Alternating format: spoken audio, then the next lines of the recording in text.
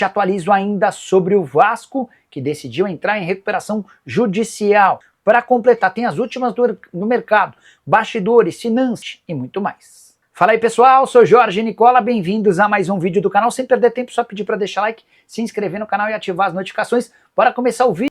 Preciso te explicar agora sobre a recuperação judicial no Vasco. O Vasco vinha, desde que foi comprado pela 777, seguindo o regime centralizado de execuções. Como é que funciona essa questão?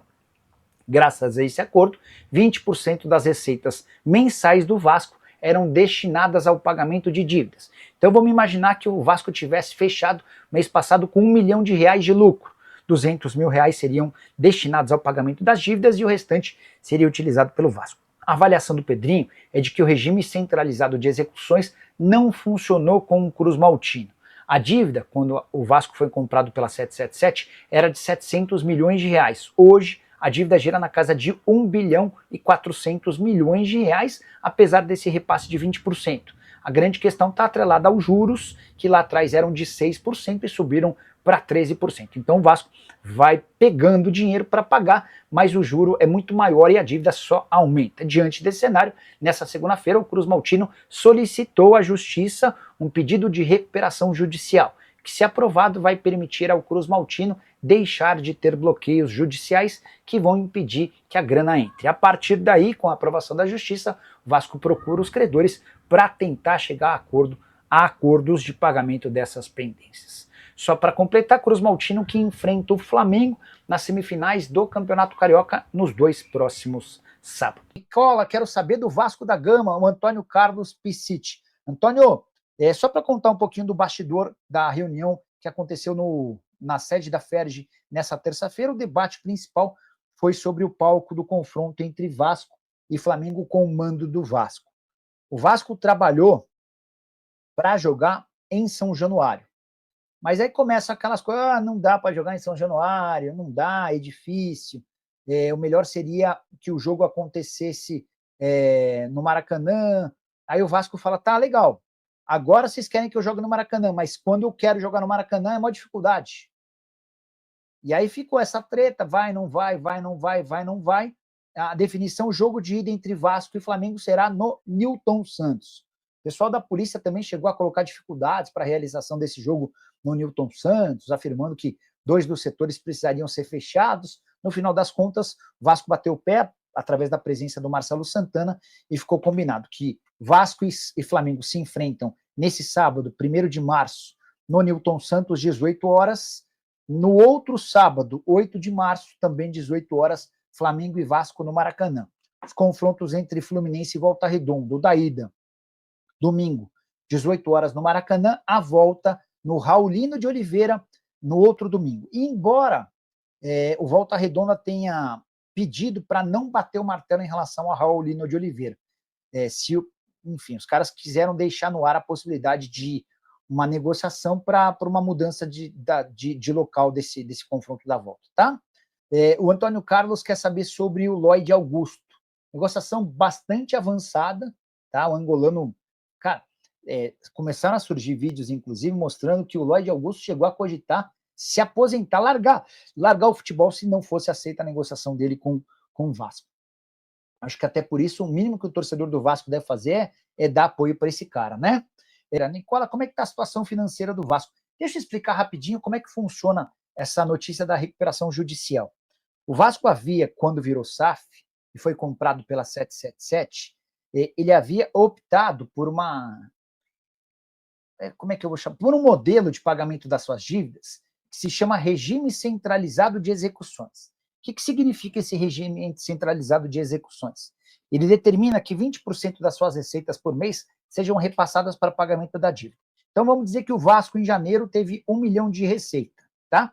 200 mil precisam ser destinados ao pagamento de dívidas. O Pedrinho percebeu que essa opção acabou por não vingar, não funcionou, não foi legal. E a partir daí, o Pedrinho começou a trabalhar com uma outra alternativa. E na última segunda-feira, ele entrou na Justiça com pedido de recuperação judicial. Se aprovada pela Justiça, logo de cara, a recuperação judicial permite ao Vasco que não tenha mais bloqueios na Justiça. Sabe quando o empresário entra na justiça e pede que as contas sejam bloqueadas? Isso não acontece. Pelo menos até que o Vasco faça uma proposta a seus credores para tentar individualmente ou coletivamente fazer o pagamento dessas dívidas, tá? É isso que está rolando no Vasco. A 777, quando assumiu o Vasco, o Cruz Maltino tinha 700 milhões de reais de dívida. Com esse regime centralizado de execuções que não funcionou, as dívidas saltaram hoje para algo na casa de 1 bilhão e 400 milhões de reais. Nicola, a janela de transferências fecha quando no Brasil? Vamos lá, BR, explicar direitinho essa história. A primeira janela de transferências do ano de 2025 se encerra nessa sexta-feira, tá? A questão é a seguinte: os clubes de futebol no Brasil alertaram a CBF de que o fechamento da janela nessa sexta-feira iria trazer muito prejuízo para os times que estão disputando a reta final dos estaduais. Vamos citar, por exemplo, o Novo Horizontino. Digamos que o Novo Horizontino tivesse um grande destaque, Patrick, zagueiro que já foi da Luz, e o Patrick tivesse na mira, é uma suposição, é só um exemplo, tivesse na mira do Internacional. O Inter quer contar com o Patrick e quer comprá-lo. Para utilizar o Patrick nesse primeiro semestre, o Inter teria que obrigatoriamente contratá-lo até sexta-feira. E aí o Novo Horizontino ia para a reta final do Campeonato Paulista sem o Patrick. Para driblar esse problema, manteve-se a data de fechamento da primeira janela para sexta-feira. Mas eles vão criar uma segunda janela específica para transferências internas entre 10 de março e 11 de abril. Qual que é a característica dessa janela? Ela tem 1 mês e 1 dia de duração e vai permitir que apenas atletas que tenham disputado os campeonatos estaduais sejam negociados entre clubes do Brasil. Igor Gomes. O Igor é jogador do Atlético e interessa ao Internacional. O Roger Machado gostaria de ter o Igor Gomes. O Atlético não quer negociar o Igor agora. Está na reta final do Campeonato Mineiro. A partir de março, com o fim do estadual, o Atlético pode concordar em, por exemplo, fazer uma troca. Essa negociação pode acontecer. O Capasso, que nem sequer estreou pelo Vasco na temporada. O Capasso foi relacionado para o último jogo do Vasco contra o Botafogo, ficou no banco. Então, a partir de agora, ele está autorizado a fazer parte dessa segunda janela de transferências que vai acontecer entre 10 de março e 11 de abril, tá? Jorginho, qual das duas semifinais do Carioca é mais desequilibrada? Cara, a pergunta parece imbecil, mas ela é boa. Porque, assim, para mim, o Flamengo é o grande favorito ao título do Campeonato Carioca. Mas grande favorito mesmo. É um favorito destacado. O Flamengo tem 70% de chances. O Vasco e o Fluminense, para mim, aparecem com 12% e o restante aparece para o Volta Redonda. Então, a diferença entre Fluminense e Volta Redonda, para mim, é menor do que a do Flamengo para qualquer outro clube. Então, para não ficar sem resposta, eu acho que a semifinal mais desequilibrada é entre Flamengo e Vasco, com todo o respeito ao torcedor do Vasco, vocês sabem o quanto eu gosto do Vasco, mas eu acho que o Flamengo é muito favorito, tá? O Vasco hoje é asfixiado financeiramente por conta dos juros altíssimos.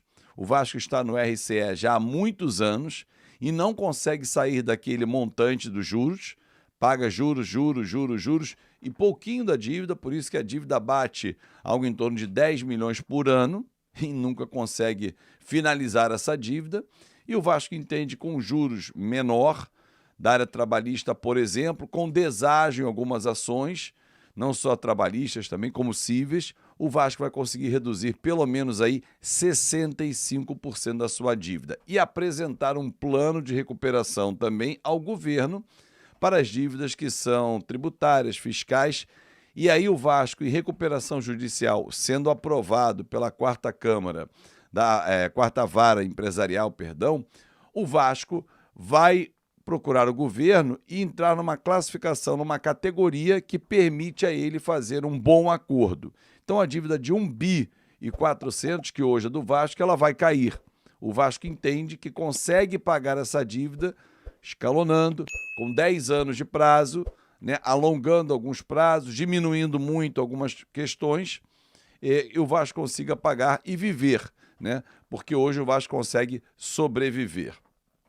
Mas logo depois da live, eu vi uma decisão do desembargador César Cury, dando a 777 uma razão dentro da questão envolvendo o Vasco da Gama, indicando o seguinte: olha, qualquer movimentação, qualquer decisão precisa passar pelo consentimento, pela anuência do outro sócio, que está afastado mas que precisa ter ciência. Eu fui procurar o Vasco e obtive a resposta que imediatamente, em uma nota oficial, o Vasco fez. Até agora, nada mudou. Todo o trâmite percorrido até agora, mesmo a entrada no processo de recuperação judicial, o pedido, não tem que dar essa satisfação ou ter anuência, porque tudo está sendo feito com base na liminar que o Vasco tem, que dá poderes à associação para comandar a SAF. Vale lembrar que esse processo começou em maio do ano passado, quando a 777 foi afastada. E até agora, não veio a público denominar quem é da 777 que comanda as ações. Todo mundo foi afastado. O Steve, o Josh, a liderança está fora.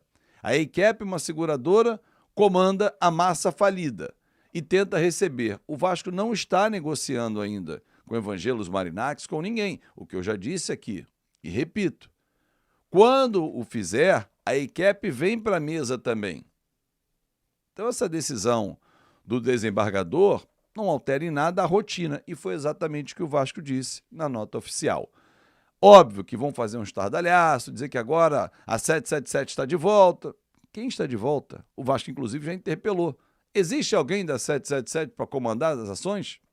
Não tem. Enfim, mais um capítulo, mais uma disputa judicial, mas ela vai se arrastar um pouco mais. Dia 12 agora de março tem o julgamento da liminar, né, que dá os poderes à SAF do Vasco para ser comandada pelo associativo.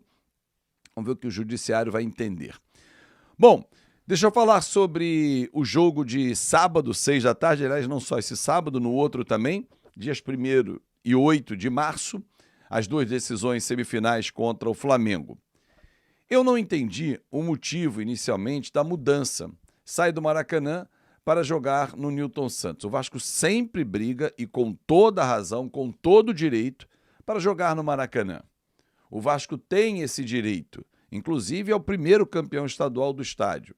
Mas hoje, o consórcio Maracanã, que é formado por Flamengo e Fluminense, eles administram o estádio. E o Vasco, por diversas vezes, nos últimos anos, teve que recorrer ao judiciário para fazer valer uma cláusula da concessão assinada e consentida por Flamengo e Fluminense. Aí vem uma semifinal. O Vasco pode jogar no Maracanã porque o regulamento prevê isso. 50-50. O Maracanã pode dar essa condição. Aí o Vasco pede para jogar no Newton Santos. A explicação do diretor executivo Marcelo Santana, após reunião da FERJ, é que o Vasco procurou o Flamengo e o Flamengo não se manifestou. Tendo em vista essa ausência de manifestação e o tempo curto, o Vasco consultou os seus jogadores e a maioria optou pelo Newton Santos. Aí vem duas incoerências.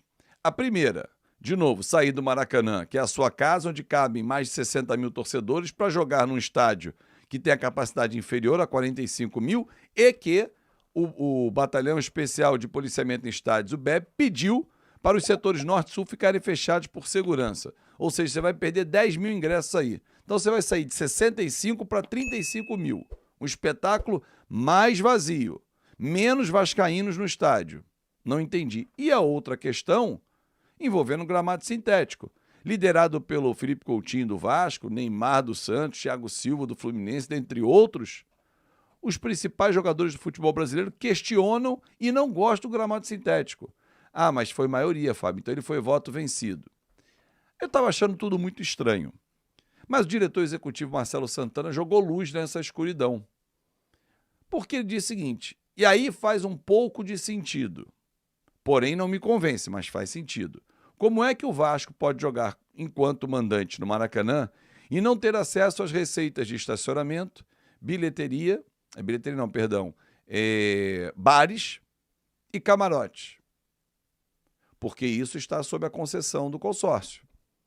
Então o Vasco está indo para o Engenhão, pagar o aluguel para ter acesso ao estacionamento, aos bares e também aos camarotes, o que gera uma importante receita. Vamos tentar estabelecer um número. Estabelece o quê? Botar o número de 5 milhões de reais. Altíssimo, né? Vamos botar 5 milhões de reais. Esse número impacta no dia a dia do Vasco para um jogo e o risco que nós temos de jogar com menos torcedor, possibilitar menos vascaíno no estádio, um gramado sintético que é diferente, esse risco, ele é menor do que abrir mão de ganhar 5 milhões de reais, não é nem esse valor, mas botei hipoteticamente. Vale a pena? Na minha avaliação, não vale. Mas o Vasco entendeu que sim e vai jogar. Hoje ou amanhã deve ter um novo encontro para poder validar ou não essa questão do BEP, de não abrir o Norte e o Sul, né? É um absurdo, mas é o que está por aí. Do Vascaíno, complicada essa situação aí de todos estarem contra o Vasco, né? Essa é a realidade, porque o jogo sendo em São Januário, o BEP quer que feche a Norte e a Sul. Só vai ficar ali o Oeste e o Leste aberto, impactando em menos torcedores no estádio para ver a partida entre Vasco e Flamengo. É muito complicado, né? Porque o Vasco não pode mandar o jogo no seu estádio, aí quer levar o jogo para outro lugar, também não pode, né? Eles querem que o Flamengo sempre seja beneficiado, porque a realidade o Vasco jogando no Maracanã para uma partida de decisão como essa, o Vasco vai jogar as duas partidas como visitante, porque o Vasco não tem o direito de jogar no Maracanã. O Vasco não está adaptado ao gramado do Maracanã, não está adaptado ao Maracanã, ao estádio Maracanã. Então é complicada essa situação. Eu quero sua opinião nos comentários. Não esquece de deixar like no vídeo, se inscrever no canal e ativar o sininho de notificações.